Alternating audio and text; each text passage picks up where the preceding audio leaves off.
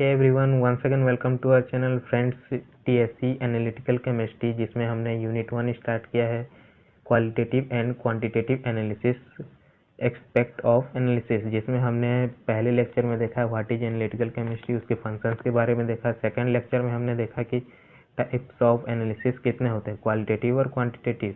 जिसमें फ्रेंड्स हमने देखा था क्वालिटेटिव एनालिसिस के भी टाइप्स देखे थे, जिसमें 3 टाइप्स होते हैं, ये ऑर्गेनिक, इनऑर्गेनिक और बायोकेमिकल क्वालिटेटिव एनालिसिस। और फ्रेंड्स फिर हमने देखा था क्वांटिटेटिव एनालिसिस, जिसमें क्वांटिटी के बारे में पता चलता है। अब फ्रेंड्स आज देखेंगे जो आपका लेक्चर नंबर 3 होने वाला है, इसमें हम देखेंगे क्वांटिटेटिव एनालिसिस के टाइप्स। फ्रेंड्स जो क्वांटिटेटिव एनालिसिस होता है फ्रेंड्स, उसके 2 टाइप्स होते हैं। क्या क्या फ्रेंड्स? ग्रेविमेट्रिक एनालिसिस और वॉल्यूमेट्रिक एनालिसिस। फ्रेंड्स ये है आपका सेकेंड यूनिट और ये है आपका थर्ड यूनिट। तो इसको फ्रेंड्स अभी बेसिक देखेंगे क्या होता है ग्रेविमेट्रिक एनालिसिस और वॉल्यूमेट्रिक एनालिसिस, और इसका कंप्लीट नोट्स जो पीडीएफ है आपको हमारे व्हाट्सएप चैनल में मिल जाएगा। तो फ्रेंड्स व्हाट्सएप चैनल को ज्वाइन करना ना भूलें, और अभी तक चैनल को लाइक, सब्सक्राइब एंड शेयर नहीं किया है तो please like, subscribe and share कर दें। तो चलिए आइए स्टार्ट करते हैं types of quantitative analysis. Friends quantitative analysis का पहला है आपका ग्रेविमेट्रिक और सेकंड है आपका वॉल्यूमेट्रिक। ग्रेविमेट्रिक में फिर से फ्रेंड्स आता है आपका फिजिकल वोलेटिलाइजेशन ग्रेविमेट्रिक, और थर्मोग्रेविमेट्रिक, और प्रेसिपिटेशन ग्रेविमेट्रिक, और लास्ट है आपका इलेक्ट्रो डिपोजिशन। और वहीं वॉल्यूमेट्रिक में आता है फ्रेंड्स आपका सिंपल टाइट्रेशन, बैक टाइट्रेशन और डबल टाइट्रेशन। इसमें सिंपल टाइट्रेशन को फिर से 4 भागों में डिवाइड किया गया है, जिसमें है precipitation titration, complexometric titration, acid base titration और रेडक्स टाइट्रेशन। ये चारों फ्रेंड्स आपको डीपली पढ़ना है। आगे जाके इसको बारे में हम डीपली क्या करेंगे, रिलेट करेंगे कि क्या होता है प्रेसिपिटेशन, कॉम्प्लेक्सोमेट्रिक, एसिड बेस और रेडक्स टाइट्रेशन। तो फ्रेंड्स आइए आज का स्टार्ट करते हैं कि फर्स्ट टाइप होता है आपका ग्रेविमेट्रिक एनालिसिस। होता क्या है एनालिसिस? क्या होता है ग्रेविमेट्रिक? मतलब फ्रेंड्स आपको जो वेट ग्रेविमेट्रिक अगर फ्रेंड्स बोला जाए तो आप वेट से याद करना कि ग्रेविमेट्रिक एनालिसिस होता है। ग्रेविमेट्रिक एनालिसिस एक प्रकार क्या है, क्वांटिटेटिव एनालिसिस है, जो जिसमें किसी पदार्थ या एनालाइट, जिसे फ्रेंड्स जिसके बारे में हम एनालिसिस करते हैं उसे एनालाइट कहते हैं, या जिसे सैंपल भी कहते हैं। एनालाइट या पदार्थ का निर्धारण उसके शुद्ध यौगिक के भार मतलब वेट को माप कर किया जाता है। मतलब फ्रेंड्स जो आपको सैंपल दिया होगा या एनालाइट जो दिया होगा उसको उसके प्योर फॉर्म में लाके उसको वेट करके उसका क्या एनालिसिस किया जाता है। यह मेथड जो है वजन मतलब कि वेट करने पर आधारित है। तो फ्रेंड्स ग्रेविमेट्रिक मतलब आपको कहीं पे भी ग्रेविमेट्रिक एनालिसिस दिखे तो ग्रेविमेट्रिक मतलब होता है क्या, वेट को याद रखना फ्रेंड्स, बाकी आपको आराम से बन जाएगा। फिर फ्रेंड्स आता है आपका टाइप्स ऑफ ग्रेविमेट्रिक एनालिसिस, जो 4 टाइप होते हैं, फिजिकल, थर्मो, प्रेसिपिटेशन और इलेक्ट्रो डिपोजिशन ग्रेविमेट्रिक एनालिसिस। तो पहले देखते हैं वोलेटिलाइजेशन मेथड क्या होता है। वोलेटिलाइजेशन या फिजिकल जिसे बोलते हैं, ये क्या होता है फ्रेंड्स? वोलेटाइल मतलब होता है वाष्पीकरण, मतलब किसी जो कंपोनेंट दिया है कि मिश्रण को उसकी किसी भी अवस्था से गैसीय अवस्था या वाष्प अवस्था में क्या बदलने की प्रक्रिया आपकी कहलाती है वोलेटिलाइजेशन। तो फ्रेंड्स जो वोलेटिलाइजेशन होता है उसमें हम जो सैंपल दिया होता है या एनालाइट दिया होता है उसके हम वाष्प में या गैसीय अवस्था में, गैसीय स्टेट में बदल देते हैं। फिर उसके बाद फ्रेंड्स सेकेंड पॉइंट है फ्रेंड्स आपका वोलेटिलाइजेशन ग्रेविमेट्रिक मेथड में टारगेटेड आयन, जिस आयन को हम निकालना चाहते हैं फ्रेंड्स उसे टारगेटेड आयन कहते हैं। टारगेटेड आयन की कंसंट्रेशन मेजर करने के लिए पदार्थों को अलग करने हेतु तापीय या रासायनिक ऊर्जा का उपयोग किया जाता है। थर्मल और केमिकल जो एनर्जी होता है फ्रेंड्स उसका उपयोग करते हैं हम वोलेटिलाइजेशन ग्रेविमेट्रिक मेथड में, जिसमें फ्रेंड्स पहला स्टेप होता है आपका, यदि अभिक्रिया शुरू होने से पहले पदार्थ का द्रव्यमान ज्ञात हो तो शेष नमूनों या जो रिमेनिंग सैंपल होता है का द्रव्यमान पात्र के भार को घटाकर आसानी से ज्ञात किया जा सकता है। अतः इन दोनों द्रव्यमानों के अंतर से हमें वाष्पीकृत पदार्थ का द्रव्यमान प्राप्त होता है, जो हमारा टारगेटेड आयन होता है। फ्रेंड्स जो भी टारगेटेड आयन होता है उसको वाष्प में कन्वर्ट कर लिया जाता है। फिर दोनों ही, जैसे पहले वाष्प में कन्वर्ट नहीं हुआ है उसका और जो उसके बाद वाष्प में कन्वर्ट हो गया, दोनों का ही वेट को निकाल लेते हैं और दोनों का डिफरेंस ही होता है आपका टारगेटेड आयन का कंसंट्रेशन। जैसे फ्रेंड्स एक एग्जांपल लेते हैं, धातु हाइड्रेट जो होता है मेटल हाइड्रेट को गर्म करने के बाद उसके द्रव्यमान में परिवर्तन का उपयोग करके किसी शुद्धता का आकलन करने की वह मेटल कितना प्योर है और उसमें कितना इम्प्योरिटीज था उसको वाष्पीकृत करके हम क्या निकाल सकते हैं, धातु हाइड्रेट का प्योरिटी निकाल सकते हैं। फ्रेंड्स सेकेंड क्वांटिटेटिव एनालिसिस का मेथड है क्या, थर्मोग्रेविमेट्रिक मेथड। थर्मो से फ्रेंड पता चल रहा है कि उसमें स्थिरता थर्मल का जो हीट होता है उसके बारे में हम इसमें देखेंगे। इस मेथड में नियंत्रित ताप के दौरान पदार्थों के द्रव्यमान में होने वाले परिवर्तनों को मापकर उनकी ऊष्मीय स्थिरता का अध्ययन किया जाता है। मतलब फ्रेंड्स इसमें सिंपल सा है, जो सैंपल दिया होगा या जो पदार्थ दिया होगा उसके द्रव्यमान को मापने के लिए किसका उपयोग किया जाता है, उसमें स्थिरता का अध्ययन किया जाता है। मतलब कि जो थर्मल स्टेबिलिटी होती है फ्रेंड्स, कितने टेम्परेचर पे वो नहीं पिघल रहा है, उसका बॉइलिंग पॉइंट कितना है, उसको लिमिट में लेके उसको क्या करते हैं हम थर्मोग्रेविमेट्रिक मेथड ही कहते हैं।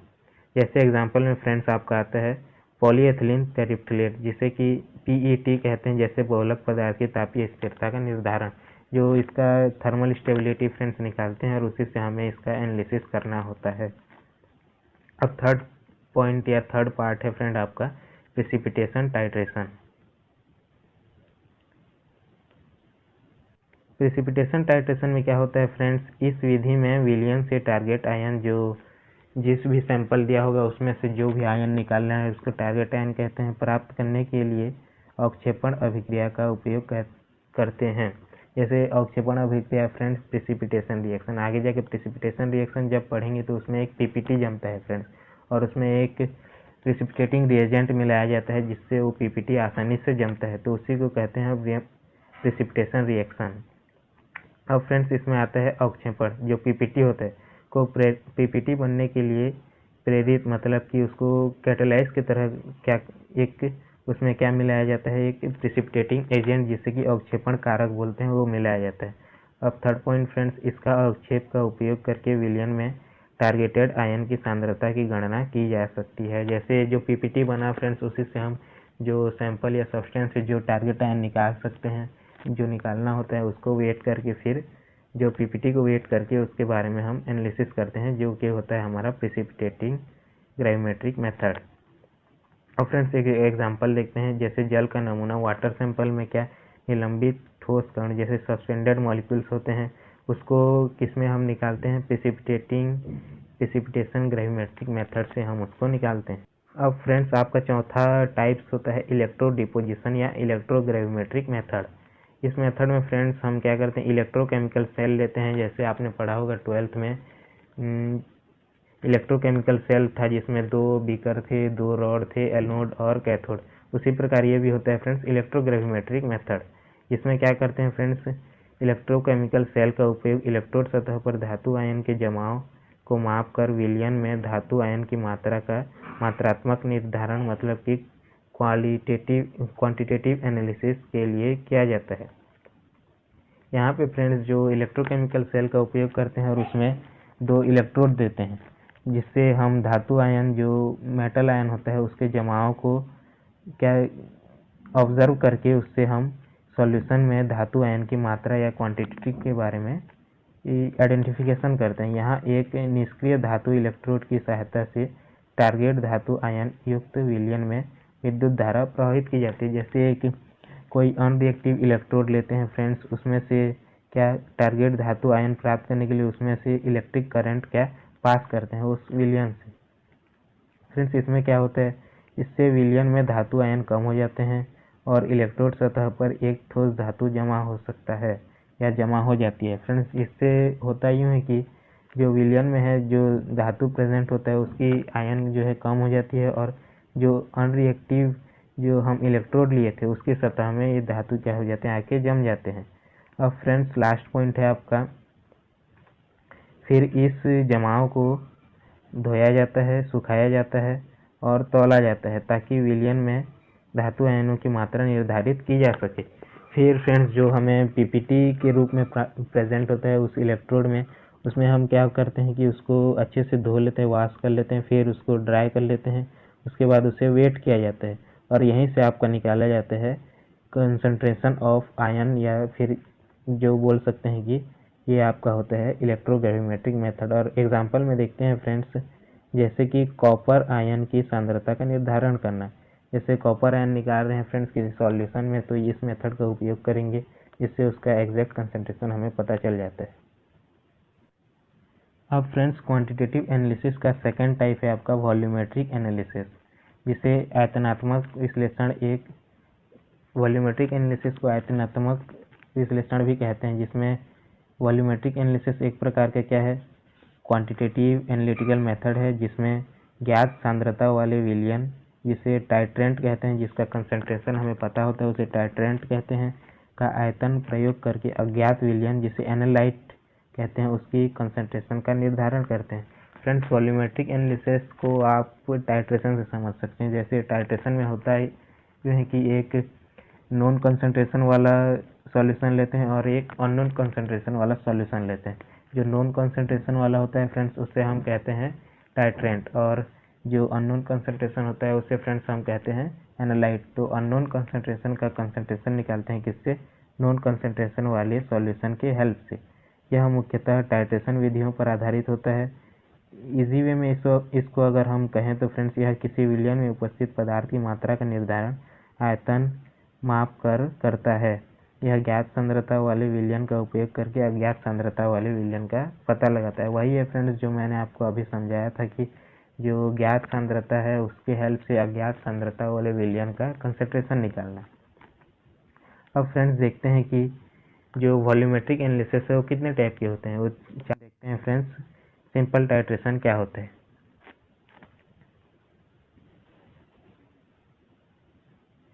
देखिए friends, there are 3 types of volumetric analysis, simple titration, back titration और डबल टाइट्रेशन। और फिर सिंपल टाइट्रेशन का टाइप्स होता है प्रेसिपिटेशन और कॉम्प्लेक्सोमेट्री और आपका एसिड बेस, और होता है आपका रेडॉक्स टाइट्रेशन। तो फ्रेंड्स अब पहले देखते हैं सिंपल टाइट्रेशन क्या होता है। इस विधि में अज्ञात विलयन को सीधे मानक स्टैंडर्ड विलयन से क्या किया जाता है फ्रेंड्स, टाइट्रेट किया जाता है, जब तक कि अभिक्रिया एंड पॉइंट या पूरी ना हो जाए।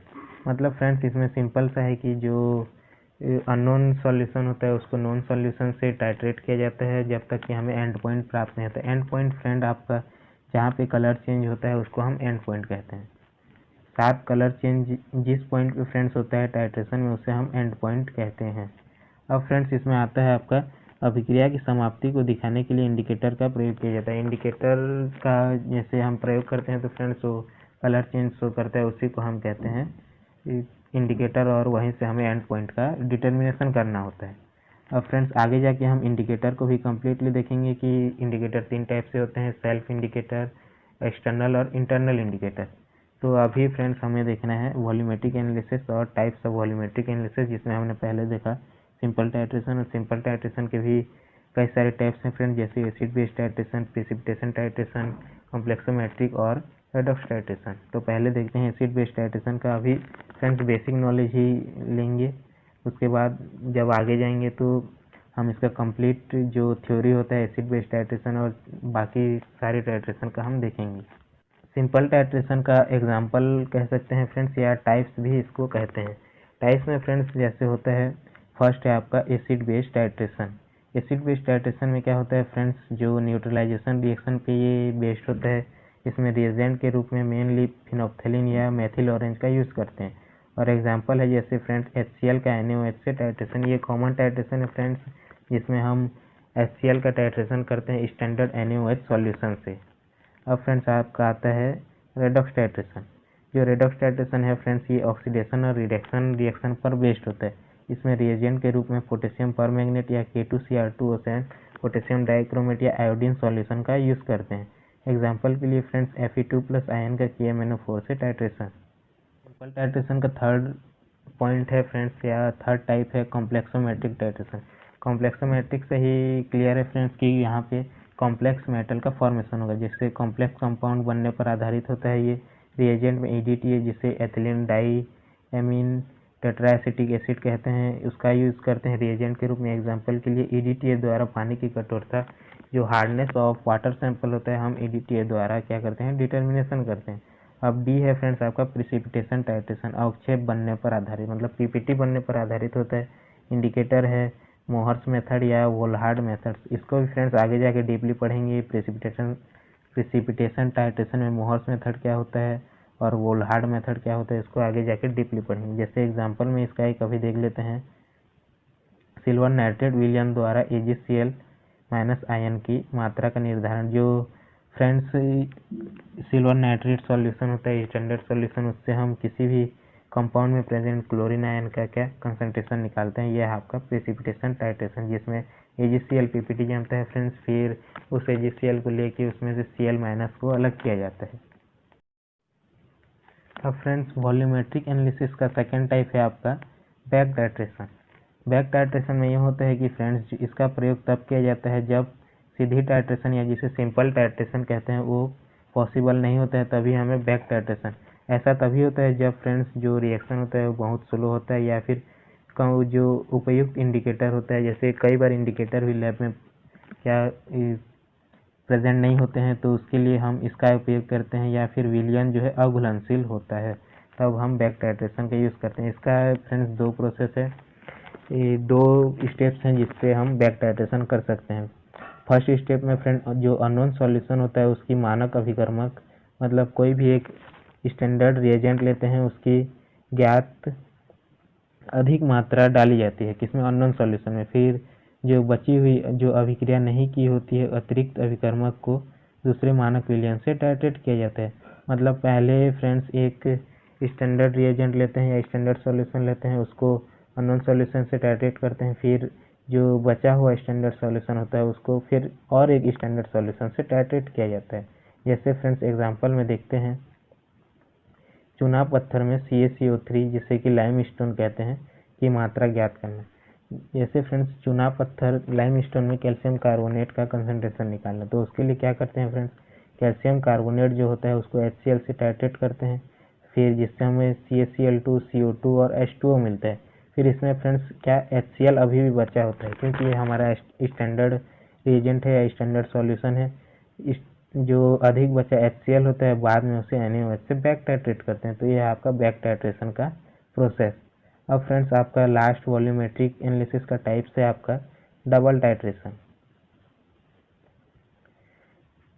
फ्रेंड्स देखिए डबल टाइट्रेशन में क्या करते हैं, इसका प्रयोग तब किया जाता है जब किसी नमूने में से एक से अधिक प्रकार के पदार्थ या एनालाइट का, जो किसी भी सैंपल में एक या एक से अधिक, जब उसमें क्या रहते हैं फ्रेंड्स कंपोनेंट्स या आयंस का क्या करते हैं हम आइडेंटिफिकेशन करते हैं, तो हम डबल टाइट्रेशन का यूज़ करते हैं।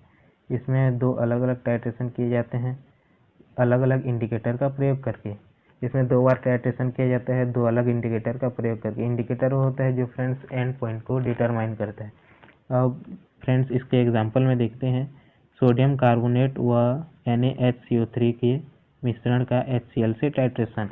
इसमें फ्रेंड्स हम टाइट्रेशन कर रहे हैं किसका, सोडियम कार्बोनेट और सोडियम बाइकार्बोनेट का, किसके द्वारा HCl से। स्टेप 1 में करना क्या है कि मेथिल ऑरेंज इंडिकेटर है, केवल उसको डालना है किसमें, Na2CO3। Na2CO3 का ही केवल पता लगाता है कौन, मेथिल ऑरेंज इंडिकेटर। और सेकंड स्टेप है फिनोप्थेलिन का यूज़ करेंगे, जिससे क्या होगा, सोडियम कार्बोनेट और सोडियम बाइकार्बोनेट दोनों का पता लग जाएगा। तो फ्रेंड्स देखिए सेकंड स्टेप में दोनों का पता लगा और फर्स्ट स्टेप में सिर्फ सोडियम कार्बोनेट का पता लगा। तो सोडियम कार्बोनेट की कंसंट्रेशन को सेकंड स्टेप से घटा के क्या हम सोडियम बाइकार्बोनेट का कंसंट्रेशन निकाल सकते हैं। तो यही है आपका डबल टाइट्रेशन, जिसमें दो इंडिकेटर का प्रयोग होता है और दो बार टाइट्रेशन किया जाता है। दोनों टाइट्रेशन के परिणाम से सोडियम कार्बोनेट और सोडियम बाइकार्बोनेट की मात्रा निकाली जाती है। तो यह है फ्रेंड्स आपका डबल टाइट्रेशन। और आज का लेक्चर यहीं पे हम कंप्लीट करते हैं, जिसमें हमने पहले देखा फ्रेंड्स कि टाइप्स ऑफ क्वांटिटेटिव एनालिसिस कितने होते हैं, दो टाइप्स के होते हैं, ग्रेविमेट्रिक और वॉल्यूमेट्रिक। ग्रेविमेट्रिक के टाइप्स देखे और वॉल्यूमेट्रिक के भी हमने टाइप्स देखे। अब फ्रेंड्स अगला लेक्चर जो लेक्चर 4 होने वाला है उसमें हम देखेंगे क्लासिफिकेशन ऑफ एनालिटिकल मेथड, जो आपका दो टाइप होता है, इंस्ट्रूमेंटल और नॉन इंस्ट्रूमेंटल। उसके बारे में कंप्लीट डिटेल में हम एनालिसिस करेंगे फ्रेंड्स। अब अगर फ्रेंड्स आपने अभी तक चैनल को लाइक सब्सक्राइब एंड शेयर नहीं किया है तो don't forget to like subscribe and share. और फ्रेंड्स इसका नोट्स का PDF जो है हम अपने व्हाट्सएप चैनल में दे देंगे, तो अगर किसी को भी PDF चाहिए तो व्हाट्सएप चैनल ज्वाइन कर लें। Thank you friends.